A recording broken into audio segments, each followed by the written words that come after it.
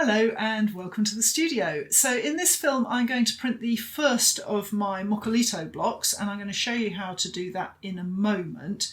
But before I do that, I wanted to talk to you about the order that I'm printing this particular artwork in, because it's combining Mokulito with water-based Japanese woodblock Mokuhanga printing. So for this block I will be using watercolour paint and rice paste, and on this block I'm going to be using oil-based printing ink. So if I were normally working with a Japanese woodblock print combined with, let's say, a lino cut, which I've done before, I would always print the Japanese woodblock print first, and then I would print the lino second, because the oil-based ink sits easier on water-based ink or water-based paint than water-based paint sits on the oil-based printing ink. However, I'm going to do the Mokulito first in this printing simply because I have a landscape here, and when I do landscapes I work from the far distance to the foreground. So because of the way that I work with my reduction printing lino, and because I tend to mix colours as I go, and I'm responding to the printing pretty much like a painter would work, I'm making constant adjustments. And with the Mokulito, I can't really run proofs and test and things like that. I'm going to do it all in one hit with this tester experiment that you're following through. And I want to start with the distance and come to the foreground, which is what I'm comfortable with, and all the Mokulito is in the distance. So also, I think it would be quite interesting to see how that water-based printing sits on top of the oil-based, especially here in the foreground where all the rocks are going to have oil-based ink on them. So part of it is because my mind works better working from the distance to the foreground, and part of it's that I simply want to see what happens if there's already oil-based ink on the paper when I come to do the Japanese woodblock. So I won't be using this block in this film, so I'm just going to pop that out of the way down here. And the first thing I'm going to do is to mix up my printing ink to ink up this block, and that is going to be a little bit different from mixing up inks for lino cut. So what I have here is traditional oil-based ink. I don't know, because I am not an expert in Mokulito, and as I keep saying, it's a really good idea to take a proper course and to read around the subject because there are lots of variations. But I suspect that safe wash ink would not work for this. It is oil-based, but because Mokulito relies on the relationship of oil and water to act as a resist for the printing, if you have water-soluble oil-based ink, I think it's going to mess up that difference that actually creates the Mokulito. So I don't think Calico is going to be the way to go for this. So what I've got here is traditional oil-based relief ink. I've got Cranfield colours inks here that I'm using, and also shout out to Lawrence Art Shop Hove. They do a Payne's Grey in traditional oil-based ink, which I really like. So yeah, I'm going to be using that here, and I also have some extender. So I'm just going to mix myself up a grey for this, and I'm not going to try and be clever and have a rainbow roll or anything like that. I'm going to keep it really simple, and I'm going to have a grey for the entire print. So what I'm looking for is something that's not too pale and not too dark, basically. So printing with Mokulito requires a much runnier ink than printing with lino. So once I've got this colour sorted out, I am going to add some boiled linseed oil to the ink to make it looser. So I'm just going to check that colour and see what we've got. Okay, I think actually that's pretty good. So in the interest of not wasting ink, I'm going to take half of that, pop that down there, and I'm going to add some of this. This is nothing fancy, this is Rustin's boiled oil, but you can get really nice refined boiled linseed oil. At the moment I am still very much experimenting. There's nothing wrong with this, it won't hurt the print. But as I say, I'm just experimenting at the moment, so I haven't got all of the ingredients quite worked out. So I'm just adding a bit of that linseed oil and I'm going to start mixing that.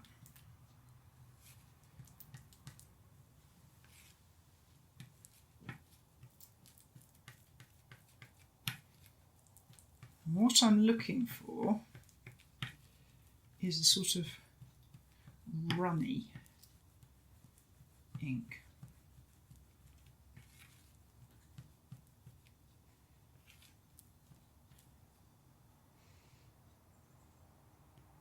That's not bad, I think.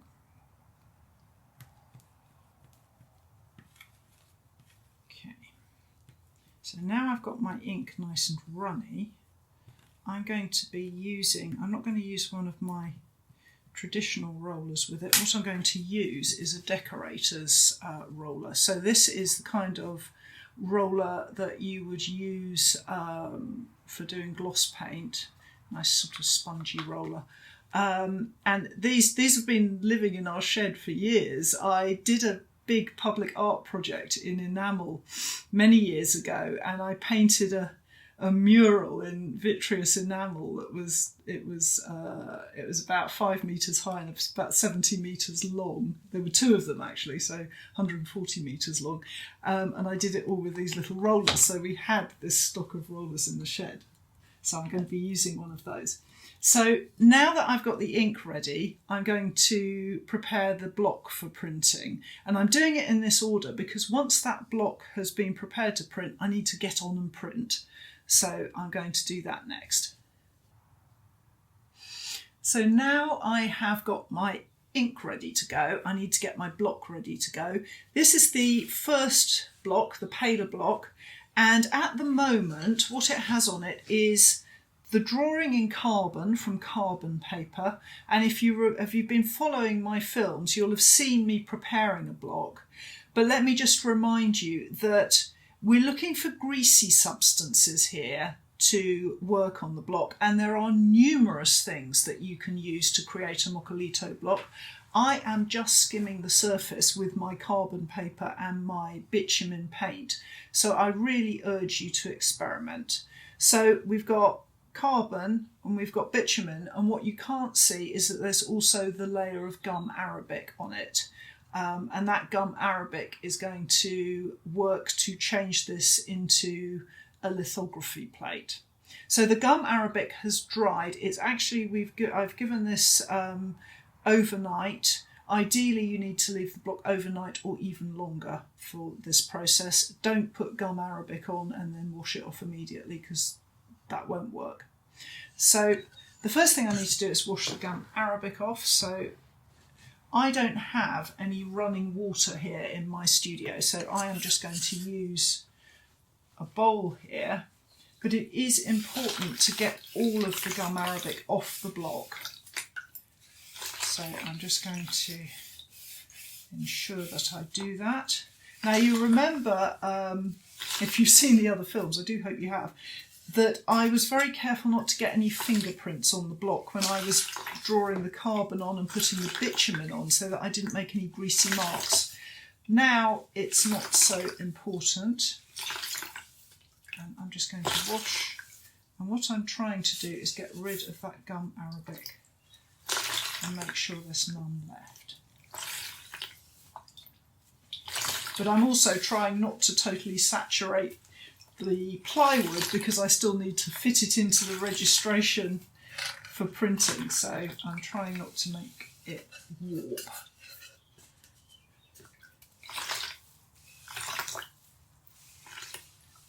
Okay, let's see if that's good enough. So I'm just going to put that down. And I want the surface of this to be wet, but not too wet. I don't want pools of water on it. So I'm just going to check that I haven't got it too wet.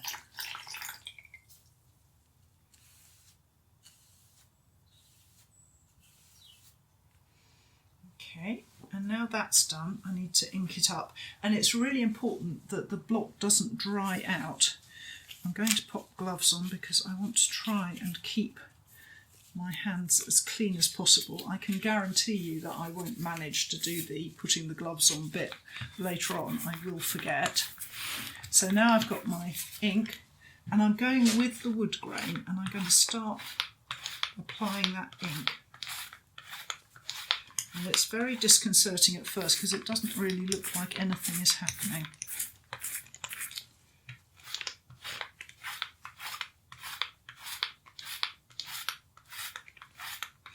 And it's especially difficult to see because I've got a pale ink going on over a dark surface, but it is starting to catch now.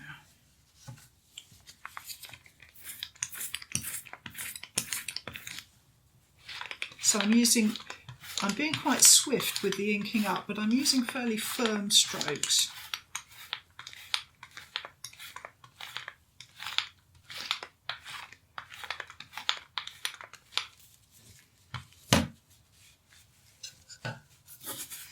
I think that I have mixed the ink too stiff. It's not really runny enough, but I think it'll do for this first go.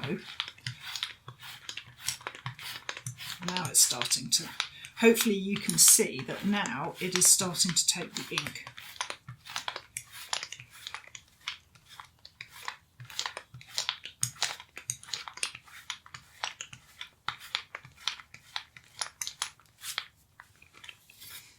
It's looking quite silvery.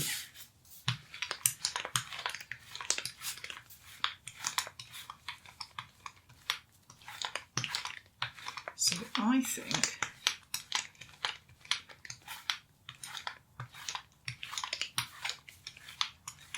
that I'm going to give it a go and see what I get. I think that I need to make that ink more runny. I think it's too stiff, and I don't think I've got quite enough ink on that, but it's good enough for me to do a proof test. So I'm just going to take my gloves off and try a little bit of test proofing. So for that, I'm going to be working on my etching press, and I have set the press up with 2 runners that are the same thickness as the block, so long strips of wood on either side of the roller to keep the roller at the right height. And you'll see in a moment the registration of this block. But for now, I'm just going to run a couple of proofs until I can show you a proper print.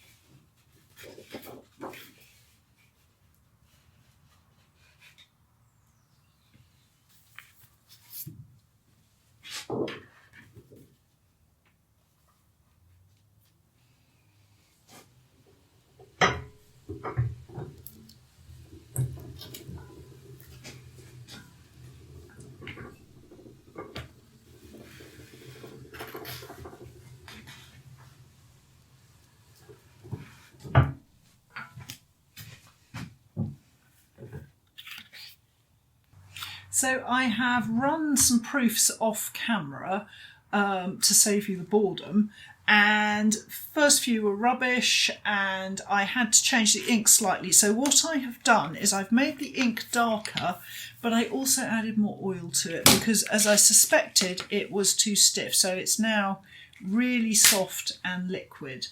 And my block here, I am keeping it damp. If I let this dry and then I inked up, all I do is I just ink the entire block. So I'm trying to keep it damp but not soaking wet, so I'm just going to get rid of any excess water off the surface there. And now I'm going to ink up, and I'm going to, the foam roller is pretty loaded with ink, and I'm just going to move that out of the way and start inking up again. And now those little spots of bitumen are starting to hold ink, which is great, as are the carbon lines. Now I'm working with the grain of the wood for this, and that's quite important. If you go across the grain, you're likely to end up with lots too much ink on the block. Or at least that's my impression from my few attempts at this technique. And the slower you go, the more ink you deposit. So here, where I've got my mountainside, I'm quite keen to deposit quite a bit of ink. So I'm just going to slow down a bit here.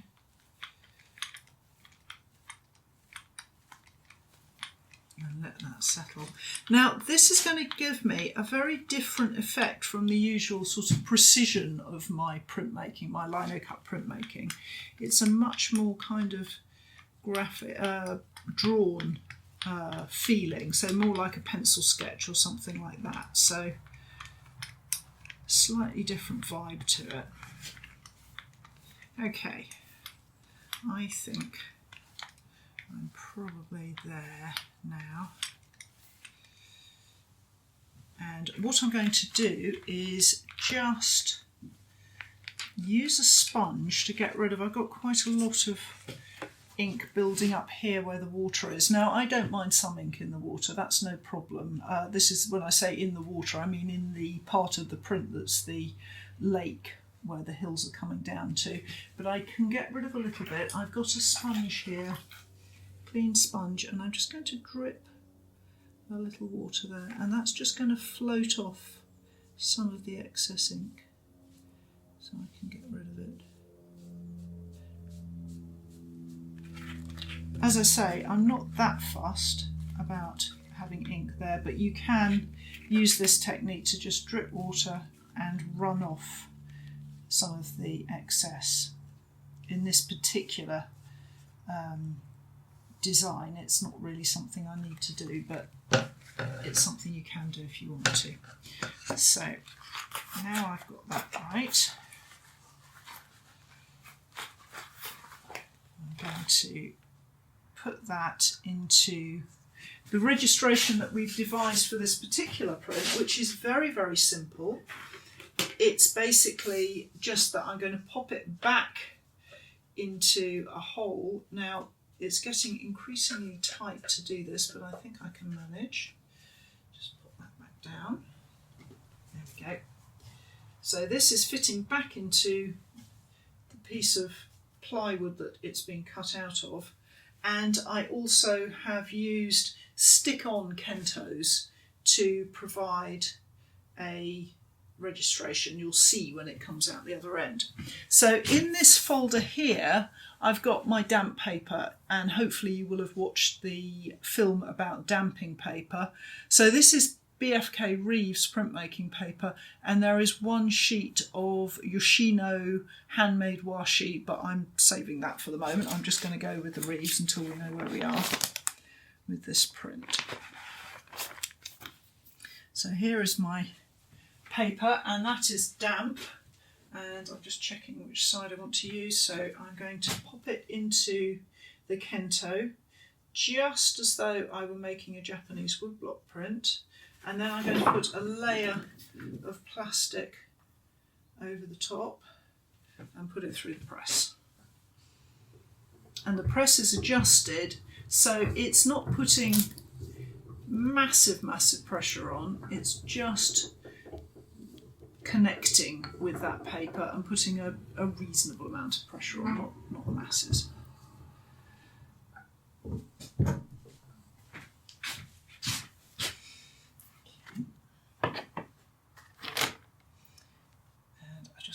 a sneaky peek. Yep, that is looking pretty good. I might just pop it back through with a little bit more pressure. So I'm just going to adjust my press a little and push it back.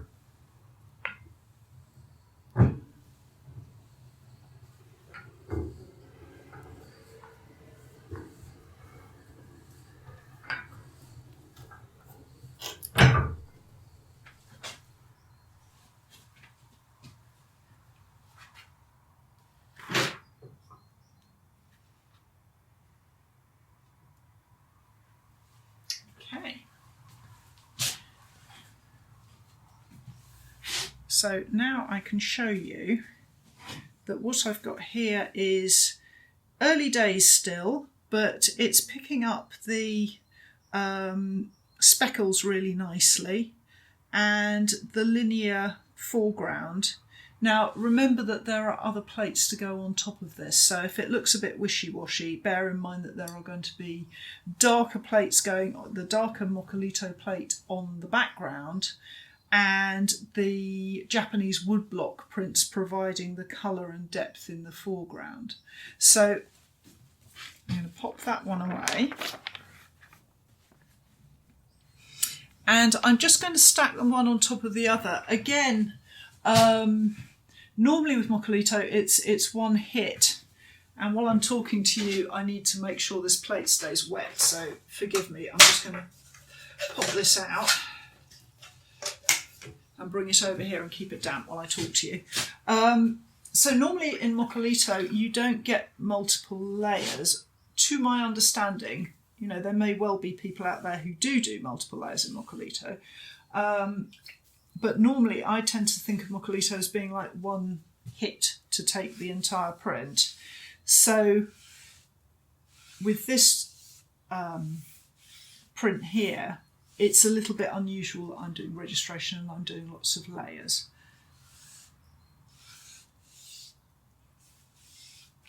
Okay, so now I've got that damp again, I'm good to go for the next print. And I'm taking off the excess, and you'll have noticed that already I've forgotten to put the gloves on. I told you that I wouldn't be able to keep up with that. So what I'm going to do is to take another one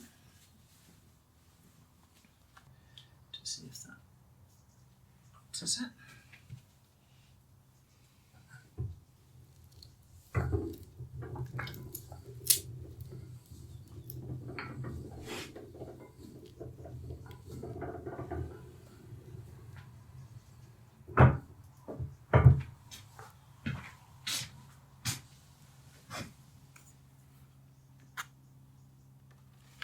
That's better, and you can see it's sitting in its kento slots for its registration.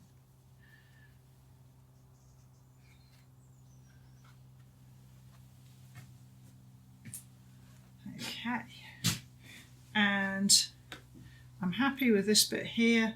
Needs a little bit more definition around there. So what I'm going to do now is I'm going to have a play about just inking up the remainder of the pieces of paper with this layer, and then I'm going to show you putting the next block on in another film. So very experimental all this, and it'll be interesting to see how it turns out. If you'd like to know too, don't forget to subscribe, and I will see you in the next episode.